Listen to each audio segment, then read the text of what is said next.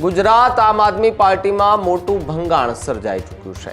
આમ આદમી પાર્ટીના 50 જેટલા યુવા કાર્યકર્તાઓ ભારતીય જનતા પાર્ટીમાં જોડાયા છે। આ પ્રસંગે સાંસદ રાજેશ ચુડાસમા પણ ઉપસ્થિત જે છે તે રહ્યા હતા। સ્થાનિક રાજકારણમાં આમ આદમી પાર્ટીને આમ તો મોટો ઝટકો જે છે તે કહી શકાય છે। યુવાન મિત્રો આજે આમ આદમી છોડી અને ભારતીય જનતા પાર્ટીની અંદર ભારતીય જનતા પાર્ટીના વિકાસના કાર્યો જોઈ તથા તાલુકાના ભાજપના આગેવાનોને હાથે ખેસ પહેરી અને આજ રોજ તમામ ભાજપની અંદર પ્રવેશ કરે છે। 50 કાર્યકરો સાથે બીજેપીમાં જોડાયા છીએ। હજુ સુધી તમે અમારી ચેનલને સબસ્ક્રાઇબ નથી કરી તો અત્યારે જ ન્યૂઝરૂમ ગુજરાતને સબસ્ક્રાઇબ કરો, ફેસબુક અને ઇન્સ્ટાગ્રામ પર ફોલો કરો।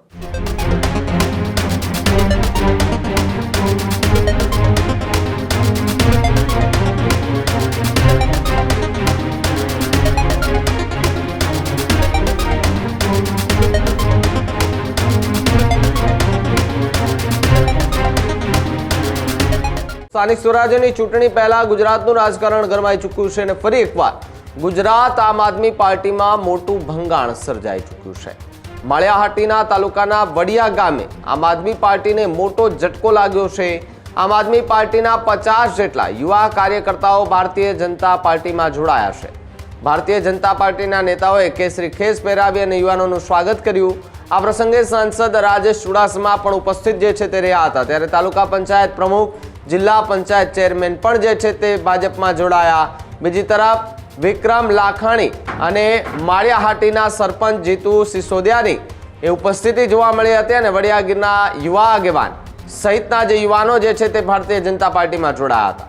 સ્થાનિક રાજકારણમાં આમ આદમી પાર્ટીને આમ તો મોટો ઝટકો જે છે તે કહી શકાય છે, કારણ કે ચૂંટણી નજીક આવતા પક્ષ પલટાનો દોર એ ફરી એકવાર યથાવત અને શરૂ થતો દેખાઈ રહ્યો છે। ત્યારે રીસામણા મનામણા વચ્ચે રાજકીય હલચલ તેજ થતી જોવા મળી રહી છે અને માળિયાહાટીના તાલુકામાં ભારતીય જનતા પાર્ટી અને આમ આદમી પાર્ટી વચ્ચે સીધી ટક્કર શક્ય જોવા મળી રહી છે। ત્યારે ચૂંટણી પહેલા રાજકીય માહોલ વધુ ગરમાતો જે છે તે ક્યાંક ને ક્યાંક જોવા મળી રહ્યો છે। ત્યારે આમ આદમી પાર્ટીમાંથી કેટલા રાજીનામા જે છે તે પડતા જોવા મળી રહ્યા છે।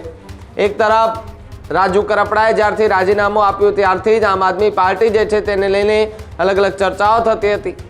રાજુ કરપડા સાથે રહેલા કેટલાક લોકો જે છે તેમણે પણ રાજીનામું આપી દીધું, કાર્યકર્તાઓ જે છે તેમણે રાજીનામું આપી દીધું અને પછી એ કોઈ પક્ષમાં હજુ સુધી જોડાયા નથી, પરંતુ હાલ બિનરાજકીય રીતે ખેડૂતોની સાથે લડત લડી રહ્યા છે। તો સાથે જ હવે માળિયાહાટીના એ તાલુકો આવેલો છે એની વિસ્તારમાં એ કાર્યકર્તાઓ જે આમ આદમી પાર્ટીમાં હતા, જેમાં 50થી વધુ કાર્યકર્તાઓ જે છે તે વિધિવત રીતે ખેસ પહેરાવીને તેમને ભારતીય જનતા પાર્ટીમાં આવકારવામાં આવ્યા છે અને સ્થાનિક સ્વરાજ્યની ચૂંટણી પહેલા ભારતીય જનતા પાર્ટીના નેતાઓ જે છે તે ક્યાંક ને ક્યાંક મોટા ખેલ પાડતા પણ જોવા મળી રહ્યા છે। આજરોજ વડિયા ગામના નવયુવાનો રણજીતભાઈ અને એમની ટીમ, એમના સાથી તમામ આમ આદમીના યુવાન મિત્રો આજે આમ આદમી છોડી અને ભારતીય જનતા પાર્ટીની અંદર ભાજપની વિચારધારા જોઈ અને ભારતીય જનતા પાર્ટીના વિકાસના કાર્યો જોઈ અને ભારતીય જનતા પાર્ટીની અંદર તમામ મિત્રો આજે માનનીય સાંસદ શ્રી રાજેશભાઈ ચુડાસમા, તાલુકા પંચાયતના પ્રમુખ શ્રી દિલીપભાઈ તથા તાલુકાના ભાજપના આગેવાનોને હાથે ખેસ પહેરી અને આજ રોજ તમામ ભાજપની અંદર પ્રવેશ કરે છે। આજે અમે આમ આદમી છોડી અને 50 કાર્યકરો સાથે બીજેપીમાં જોડાયા છીએ। બીજેપીની સારી કામગીરી જોઈ અને તેનાથી પ્રભાવિત થઈને અમે બીજેપીમાં જોડાયા છીએ। વડિયા ત્યારે જ ન્યૂઝરૂમ ગુજરાતની યુટ્યુબ ચેનલને સબસ્ક્રાઇબ કરો અને ઇન્સ્ટાગ્રામ અને ફેસબુક પર ફોલો કરો। અપડેટ રહો, સત્યની સાથે રહો।